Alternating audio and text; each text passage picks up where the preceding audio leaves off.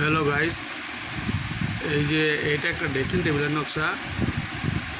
এই যে যেটা নিয়ে এই ডাইনিমোরা দেখাচ্ছেন, এটা একটা ছোট নিচের পাল্লা আর উপরটা হলো ছোটো ডয়ার। আর এই চওড়া দুইটা একটু লম্বাটা এটা হলো মাঝের ডয়ার দুইটা, আর একবার সাইডেরটা হইলো একটা গ্লাস ফ্রেমের বাজু। এই যে এটা এই যে সাইডেরটা হইলো ডয়ার পাল্লা, এটা এক সাইডে যেটা হইব, আর এটা হলো মাঝে স্লাটিংয়ের বদলে এই দুটা ডয়ার হইব। আর এটা হইব যে গ্লাস ফ্রেমটা উপরের, এটা গ্লাস ফ্রেমের বাজুটা আর কি। এটা একটা মডেল করছি।